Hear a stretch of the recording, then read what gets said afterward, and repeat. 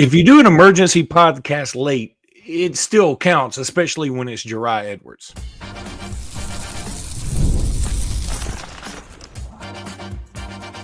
You are Locked On Bama, your daily podcast on the Alabama Crimson Tide, part of the Locked On Podcast Network, your team every day. Hey, everybody. Welcome back into Locked On Bama, AHSA Radio Network's Luke Robinson. That's me. Alabama internet legend Jimmy Stein. That's him. This episode is brought to you by Gametime. We'll talk about Gametime here in just a little bit. I want to thank you every day for being every day. Thank you, newbies, for being here today. And thanks to everybody for making this your first listen every single day. You guys are the best. Jeriah Edwards does commit to Alabama. He did it about 3 o'clock this afternoon. Both Jimmy and I have been on the road for quite some time, so we just couldn't get to it. We wanted to, I promise you. Like, we would have much rather been here, but we couldn't be. And regardless, it is a monster deal.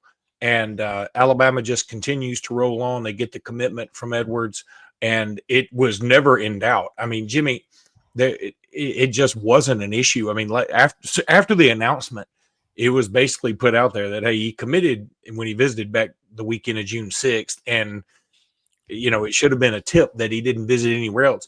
And in fact, what was kind of weird, the team that finished second is Oregon, a team he never even visited. He never even went out there. Yeah, he canceled his visits after Alabama, which is always, you know, it's not so much inside info. I know everybody wants the scoop from inside, but so much of the time when it comes down to figuring out this stuff is track the visits. The visits mean so much. And when it was thought that Alabama was probably the favorite, and then he goes on the Alabama visit and he cancels all the others, that's sort of like all you really need to know about that situation. He obviously loved Alabama. Alabama loved him. And then Jet Washington ends up somewhere else, which is again all you need to know. I go this far with Jeriah Edwards is, of all of Alabama's 5 stars, there's now 5 of them in this class, which is an amazing number. 5 stars. I think Edwards is the best. Not all 5 stars are created equal. If I had to pick one of the 5 to bet on in terms of a guy that I feel will live up to that 5th star, it's Edwards for me. I think he's the best player in this class so far. And not to take anything away from C.D. Morgan and Xavier Griffin and Edmonds and Crowell. But I think Jireh Edwards is the best of all the 5 stars. I'm right there with you. I believe that to be the case too. Cedarian Morgan for me is right there. I mean, literally like right there. But it's Jeriah is probably the most ready to contribute. Like, if he had to contribute this year, I think he could play this year. I think Cedarian is the kind of guy who might need just a little polishing. I mean, not a lot, but a little. And Crowell, again, we've got to remember, if he were here this year, it would be his junior year. So it's not going to shock me if he doesn't come in and just light the world on fire immediately. He might. It's fair to doubt reclass. He's a reclass. I'm kind of critical of the reclass. I think too many kids reclassify. I think it's fair to say, well, he's skipping a year of critical development. This is a developmental sport. So I think it's fair to have a question about that. That doesn't mean you shouldn't take him or he shouldn't be ranked where he's ranked. It's just fair to question that. Xavier Griffin, it's not so much a question, but with Xavier Griffin, it's like, okay, is he going to be an edge guy or is he going to be inside? Or what you don't hope is that he ends up being some sort of a tweener, that there's not a perfect spot. You know, it's guys that sometimes project at 2 spots. You're like, well, wouldn't you kind of prefer if he was completely obviously one guy or another? Edmonds, you know, at corner, he's fantastic. We've just seen 5-star DBs not be great. I mean, I think that's one position where there has been some 5-star buzz. That's fair. I mean, even Surtain had some troubles initially. Not a lot, but he had some. And then I think Edwards is going to play a position where his mistakes probably won't show up as much either, but his big plays will be huge. You know, a lot of times you pick on cornerbacks if they bust something.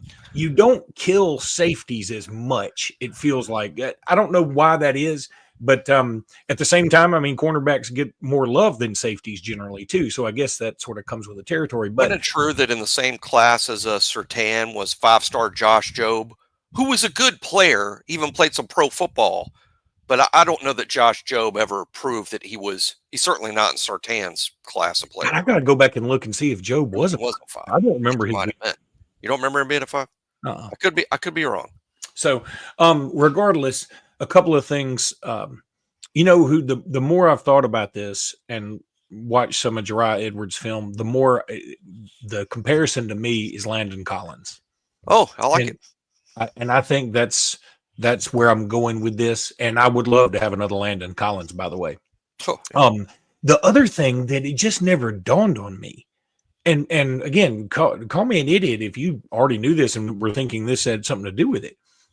But he's got two dudes already on the team in Cam Howard and Nakai Green-Hill, who came from that same high school. It just didn't register with me for whatever reason, because, again, I didn't get to follow those two young men as freshmen, because we weren't recruited. We got those in the transfer portal. So when they come to me in the transfer portal, I typically don't even think about their high school anymore because I wasn't tracking it. So I think that's interesting, because that was one thing that a lot of Auburn people were sort of holding up, like, hey, we have a lot of St. Francis guys here. Maybe that'll help us. And they also have another St. Francis dude committed on their current commit list. And they thought that would help them. Well, we got two St. Francis dudes on our team already. It's a powerhouse program. Yeah. I mean, boy, they just, that's not a pipeline necessarily Tuscaloosa, although Alabama's gotten a lot of guys from there. But St. Francis just annually produces dudes. I mean, it's got to be one of the most high producers of the 4 and 5-star talent on the East Coast. By the way, I like this comment here. It says, finally, the emergency pod. We've been waiting on this one. And his avatar is an elephant holding a missile. I sort of dig that. I mean, I wonder where you get that. That's a scary elephant.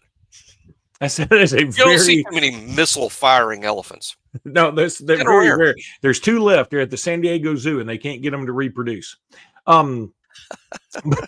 But so talk more about Jeriah Edwards and what you think this means. And, we'll wrap that up. And then I want to talk about a player's father I met yesterday randomly. And then I want to talk about what's next for Alabama in the next segment. Well, with Edwards, in terms of what you're getting with Edwards, I like Luke's Landon Collins in the sense that Edwards is at his absolute best in the box. And that's where Collins did his best work. I mean, was in the box as a physical presence, as a great tackler, as a guy that kind of closed off the short middle, a guy that would fly up and run defense, but a guy that also had some big-time speed on the back end, where I was completely sold watching Edwards' film to lead me to the point where I say Edwards is the best of these 5-stars is this. He's awesome in the box. And I think to myself watching the tape, I'm still not 100% sure about the coverage. But when they show him in coverage on his huddle tape, he's playing nickel corner. He's not even doing the deep center field thing. He's playing man nickel corner coverage on his huddle tape a lot. And I'm like, oh, man, if he's that good in the box and then has some cornerback in the toolbox, this kid is something. And, okay. And then you watch the physical, then you watch just the tape of him running around. And he's like, this kid's some kind of freak.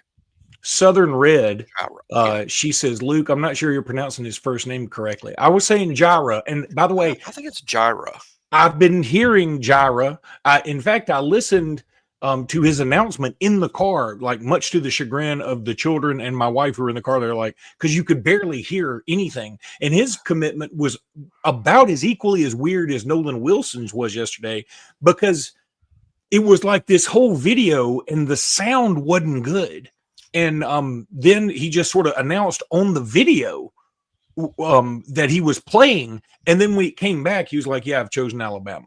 And it was sort of weird, but I swear it was saying Jeriah Edwards on that broadcast. I think it's Jireh. I think that's right. Jireh. Like instead of gyro, Jireh. I think it's Jireh. It could be did have a whole gyro thing the other night. By the way, stand corrected. Looked it up while you're on the phone. You were correct. Josh Jobe was just a 4-star. I'd looked it up too. But he was ranked 40th by 24/7. So that's just 8 spots out. So he was in that one. I'm looking right here. It says he was 40th on 24/7, 123, and 227. You talk about a wide range. Yeah. And if I remember right, didn't he move to Connecticut or something for his senior year? That's right. Some sort of academic thing, I think, with him to get him eligible to play college football. But I misremembered that. I thought he was a 5 along with Sertan, but you win that one. And I think you also win I usually remember the 5s pretty well. And again, I think you're getting Jireh right. But if that listener wants to once again in a comment put phonetically what she believes it is, I would be interested. I'm here to try and learn things. That's what I'd come on here. I come here to learn from other people. So Gametime, y'all know I love Gametime. I've used it a ton. We've all been there, logging on early and waiting forever for concert tickets to go on sale, only to lose your spot for a show you've been dying to see. Live music should be about making memories, not dealing with the stress of ticket shopping like some kind of sucker. That's where Gametime comes in. Gametime makes getting concert tickets faster and easier than ever. Prices actually drop as it gets closer to showtime, and you can save up to 60% off with their killer last-minute deals. If you're tired of endless scrolling, trying to find the best deal, Gametime Zone Deals pick the best seats in the section for you. With Gametime, the price you see is the price you pay. No hidden fees. Take the guesswork out of buying concert tickets and show tickets with Gametime. Download the Gametime app, create an account, use code LOCKEDONCollege. It's all one word for $20 off your first purchase. Terms apply. Again, create an account at Gametime and redeem the code LOCKEDONCollege. All one word for $20 off. Download the Gametime app today. Last minute tickets, lowest price, and that's guaranteed at Gametime, baby. I fully expect to get a email Monday. Luke, we'd appreciate it if you quit saying baby at the end of your live reads. If that's not part of your live read, please don't say baby anymore. All right, so here's something. Again, we love Jeriah Edwards, but I do want to sort of go to what's next, okay? And we've talked about Jeriah Edwards for a while. And frankly, of all the guys that have committed to us, I've felt more confident about Jeriah Edwards than I have any of them. Now, until I got some good information about Sedarian Morgan, but I'm saying Sedarian was keeping me guessing until about a week before the announcement in a way. But Jeriah Edwards, I've felt good about for a while. But now, Jimmy, when he canceled his visit, I'm like, when he canceled his remaining visits, I'm like, I think this one's in the bag. And then Jet Washington went to Oregon, which sort of sealed the deal. Because I knew you weren't getting both kids. I mean, I think at BOL, they had talked about that. They kind of hinted at it, or kind of, I think, might have even come out right and said it. But again, it has to do with your budget, right? You can't just get 2 extremely pricey safeties. One was going to be the deal. The other safety, Kelly, that's coming from the Rutgers guy, he's pretty good. I like the tape, and I know everybody says, "Yeah, y'all like everybody." Hey, he's a 3-star. I'm betting on Edwards, but I'm not betting on Kelly. I'm just saying, for a 3-star, for a guy that's committed to Rutgers, for a guy that's ranked where he is, I mean, watch the tape. I think you'll be surprised. If you've been following these emergency pods, you know we've been saying this. That first of all, 2 weeks ago we told you we're about to go on a run. I mean, we said that, and not to pat ourselves on the back. I think a lot of people believe that, but we really believed it. Y'all should have listened to us. And then as it's happened, so we've gotten these big time guys. When you get Edwards and then you get Kelly, who, by the way, was committed to Rutgers, a Big Ten school, by the way. It's not like he was committed to nobody. All of a sudden, okay, your safety haul is awesome. When you get Crowell and you get Javari, that's 2 big time guys right there. If again, I'll say it again, if Javari was your number 1 guy, I could see where some people would say have hesitation about, I don't know if I love our running backs. I mean, I don't dislike them. It's just I'm not in love. Well, when he's your second guy, all of a sudden everybody should love it. Gamble. Then it's a good gamble, if you, and I really think because of the salary cap thing, the salary cap landscape we're in, the home runs in recruiting aren't necessarily going to be landing a 5-star. The home run is landing a 3-star that didn't cost much, that ends up great. There's your home run. Agreed. Now, going off script here for a second. So last night, 4th of July, I'm with the family, and we go down to the common area to finish off grilling some ribs or whatever they were doing. And I'm just down there sort of hanging out. And my mother-in-law has no problem striking up a conversation with anybody. And so she's talking up a storm to these two dudes that are also grilling. And then somehow, some way, she says, yeah, well, he's a big Bama fan too. And I said, yeah. And I started talking to him, and he said, well, I'm one of the guys said, hey, this is actually a player's dad. And I said, really? Which player? And he said, Jay Lindsay. It was Jay Lindsay's dad who coached him at Patrician. And so we talked about that for a while. And we talked about several little things, and some things I'm not going to repeat because nothing bad. Nothing really bad. I mean, all good. But I told him I'd keep a lot of it to myself. Super nice guy. And it was just nice. He's like, I really like the way things are going down there. I mean, I think everybody's very happy with the coaching staff. There is a good vibe. And then he also mentioned, I did ask him this, and I don't think he'd mind my sharing it because he didn't put any kind of caveat to it. But I said, what? He was talking about Ty, and he said, yeah, Ty's going to be the guy they think, and he thinks. And, we already knew that. That's not a secret. But he also said, Keelan Russell's a dude. He said, now, I'm not saying he's going to play next year and start or do all that. He just said, like, he's got all the tools. And I told him, I said, he's on the cover of Men's Health this past week. He's like, oh, my God. Like, so it was fun because I could tell. And first of all, here's another thing. The dad grew up an Auburn fan. Really? And and he was an Auburn fan. He said, I was a War Eagle until my son signed the papers. And he said, and ever since then, I've had no problem saying Roll Tide. And he said, I'm all in. And I think he went to the Georgia game. And he said, when my son caught his first catch against Mercer, he said, I was a wreck. He said, he said, I was done then. And so if he happens to listen to this, I just want to say it was so nice meeting him. And he was such a good dude. And I appreciated his taking. I believe he played at St. Paul's in Mobile. The dad did? Yeah, I think he played at St. Paul's as an offensive lineman, and I had some friends that were on that team. Is he? I should have. I didn't ask this, but I don't even know if he's still the head coach at Patrician. I don't know. I believe he is. Okay. I believe he is. But anyway, it was nice to talk to him about that. And I asked about Jay. He said, yeah, Jay's. Jay had a banged up shoulder, and it's been worked on. So Jay's he was a tight end on the football team this spring, which means he was hurt because there was a rule this spring that if you're on the team and a tight end, you were hurt because they all were. Hey, by the way, Dexter Wright says Luke meets all the players' parents. I do meet a lot of them. I did meet Tommy Brockermeyer and Blake Brockermeyer's mom in Indianapolis when we were playing for the national championship. And I remember, and by the way, she was quite fetching. And I just said I got a picture with her, and I was like, just don't let them leave no matter what. And of course, they're both gone now. But then let's see, who else did I meet? Oh, Malachi Moore's mom. I got to spend a lot of time with her on several occasions. She was at every game, and she is just the nicest woman on earth. So, I mean, I really enjoyed her. But anyway. She's like a first grade teacher, and by definition, first grade teachers are all like the most awesome people. Yeah, they are. They were. So anyway, super nice. All right. So, Jimmy, what's next? I mean, obviously, everybody's asking about Tank now. And it was funny. I'll give somebody on Bama Online. I won't give him too much credit because I don't remember who the poster was. But he posted Tank commits to A&M, and he was a guy named Tank King. Yeah. And I was like, okay, that was good. I get it. Because he got poster engagement for that. He did. But A&M did get a commitment from that Bryce Perry Wright kid. That's interesting. In the same, I don't know if exact same position, but in the same hemisphere.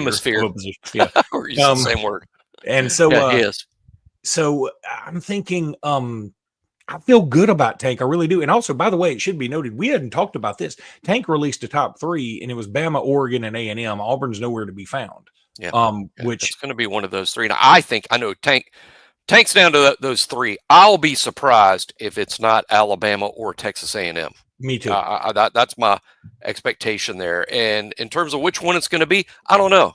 I think it's definitely Alabama has Jamarian Matthews. Alabama has Nolan Wilson. These are guys sort of plugged into Bandit. Now, Tank wants to play Wolf. That's where he wants to play. And he would probably start out there. But he's a guy that might grow into a Bandit. And that now you're talking about, are you going to have 3 really pricey players all projected at one spot? So I do think that the money is a thing with this in terms of fitting them all in and them all getting what they want. So with Tank, as we speak right here, Luke, on this Saturday of Jeriah Edwards commitment day, I say 50-50 Alabama and A&M. I'm not super confident, nor am I saying, hey, it's not going to happen. I think it's more 50-50 Alabama A&M in my mind based on everything I read and know. So I'm still thinking at 19 commits now, I'm thinking we don't go more than 22. That's my take. I'm 22 is my over-under, and I'm thinking 22 is the number. Right. I like it. And for some people that are, because I did have a text from a friend earlier that was surprised that I said that I think 22, basically saying the same exact thing Luke is right now, that I think 22 might be the ceiling here. And he was kind of shocked because other schools have more. Is like, well, Southern Cal's got 30. And so here's the deal. And again, it gets back to, I know it's beating a dead horse, but we talk about it a lot here in the House settlement and all the rules. If you're only signed 22, you pay them more than if you sign 30. 30 costs more. 22 costs less. And you've already got a roster full of kids that you're paying to. So I think one of the unintentional consequences of the new set of rules is actually having fewer players on the roster, fewer than even the 105 limit that's sort of this new scholarship limit. Fewer than that means you can pay them more. So that's our explanation for why it may be 22 or less. Want to appreciate D's Nuts for chiming in with. So cool that Nick Saban listens to the show. D's Nuts says, "Hey Nick, I think we got the number 3 class as of right now. I think it's actually dropped back. 24/7 has Alabama at 3, and On 3 has Alabama at 4. Is that right? 5 now. 5. Okay. Because what happened, I think the Bryce Perry Wright thing might have elevated A&M. And Notre Dame also got a commitment from Larry Fitzgerald's son. Interesting. So that bumped it. Notre Dame, I'm telling you, I don't know how Notre Dame does anything quietly, but I think quietly for Southern folks who don't follow Notre Dame, that their recruiting is gangbusters. Usually, I would say Notre Dame gets the Notre Dame bump. I mean, the Bama bump is a real thing, but it's legit. Notre Dame's bumps weren't legit. This year, classes under Freeman have been good. All their classes under Freeman have been good. I would just also say it's not a coincidence that also lines up with the NIL era. Notre Dame's recruiting magically got better once they had Marcus Freeman plus NIL. Not taking anything away from Coach Freeman, who I think's outstanding, but Luke's right about that. Notre Dame's a recruiting force, and of course Alabama is too, no question. Look, here's one way to look at it: the Catholic Church has never really been hurting for money, and they're rich. Down here in the South, we have a lot of Baptists that got to pay for extra strong locks on their liquor cabinets. I guess that's one way to look at it. I don't know. Maybe we can't spend as much money. But I'm going to tell you, I'm leaning Tank to Bama, and barely. But who else, Jimmy? Are we saving okay? So you and I both say 22. But if we assume Tank is one of them, which is a big assumption, but let's assume it. Then who are the other 2? I think, I mean, in terms of position, I think there'll be a second quarterback. Okay. I think that, and Kawa is sort of the leader in the clubhouse there.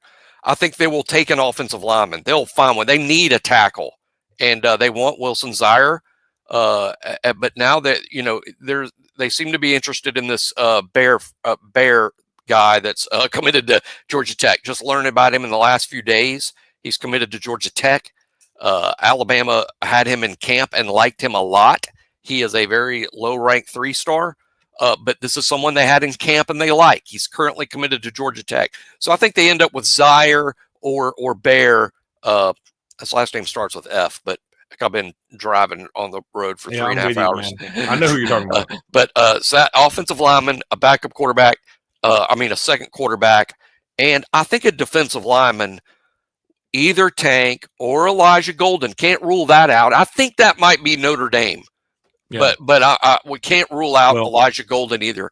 But Elijah Golden got Fong bombed to him, I think. Yeah.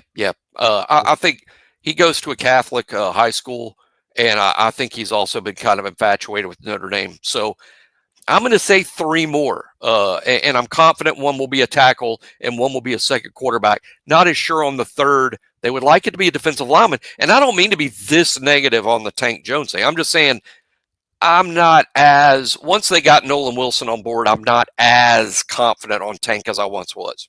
I hear you. Bear Fretwell. Yeah, I knew it started with an F. Okay, now he's also like the third guy named Bear we've encountered in this cycle. There's multiple Bears. He's the second one from Georgia. Who was the other kid? Bear McWhorter, who Alabama was interested in very early in the cycle. Now it's late in the cycle. They found another Bear. And heck, I love that TV show, The Bear. It's fantastic. Let me say one more thing. There's some folks talking about the rankings, and it's sort of puzzling why we have the most 5 stars, I think, by 2 over anybody else, if not 3. And yet people are like, wait a minute, this isn't working. The math ain't math, and why aren't we number 1? Weirdly, On 3 has all of our 5 stars in their ranking as 4 stars. Now the composite has them all 5 stars, right? But I'm thinking this: when On 3 adjust their evaluations, and especially for guys that have recently committed, like maybe a Cabell or maybe a Brian Williams, and then especially an Edwards, especially a Cedarian Morgan, I think some of the high 4s they have will be bumped up to 5, and I think some of the high 3s will be bumped up to 4s. And I think then Alabama will make a jump, and then you'll hear a lot of people's heads explode, but it's supposed to be this way. I just think that On 3 needs to catch up with their evaluation. I'm not mad at them. I get it. I would evaluate later too, because then you don't have egg on your face if you rank them too low to start or too high to start. Right. Well, I do think that Luke's right. I think the next big shakeup of the rankings are just simply updates. You know, when 24/7 and On 3 and ESPN, when they all update their rankings, I anticipate Alabama moving up, because I think some of the, like J.J. Finch, for sure, to me, I'm just ready to bet J.J. Finch will end the cycle as a universal 4-star. And he's a 3-star today. Yeah. I think somebody like Javarie Barnett, believe it or not, could end up a 4-star in this sense. 2 of the 4 services already have him as a 4-star. Now, he missed most of his junior year. He'll get to be a healthy senior this fall. That's a kid who could really zoom with a huge senior year that he should have now that he's healthy. Again, he missed most of his junior year with a torn meniscus. So, and he's already a 4-star on 2 of the sites. So those are 2 guys I'm kind of looking at to move up into 4-star range. And Luke's right. Some of these, 5-star types are still 4s on some services. And I think a lot of them may move up. So Alabama's not done moving up in the rankings, even though we don't anticipate them adding a lot more commits. I think it's going to be one of those magical things they move up. And again, like I said, some rivals' heads are going to explode. But I think that because they hadn't been following it all along, if you follow Alabama all along, I think it'll make sense that way. And somebody has mentioned, USC's got 31 commits after Boobie Feaster. Here's my take on that. They won't finish with 31 commits. It'll be below 30 is my bet. I agree. And like 10 are 3-stars, 10 or more. Are 3-stars. And again, some of that again is to fit them all in. They got the same rev share deal Alabama's got. They got to fit them in somehow, and that means taking a number of 3-stars. All right, really quickly, I'll address this. Chris Williams said, I heard a rumor that Derek Cooper is coming. Well, I think what he's referencing is Jireh Edwards actually sent a tweet out, said, I'm bringing Derek Cooper with me. And then I think it was Xavier Griffin's mom retweeted. It was like, bring him on. And look, I love the camaraderie of all this. And Derek Cooper actually had, an eye emoji and whatever. I think a lot of that is building drama. I am not intending or expecting, I should say, Derek Cooper to be in this class. It will be a complete shock. Yeah. I think it would be a big time shock, but I would love to be shocked.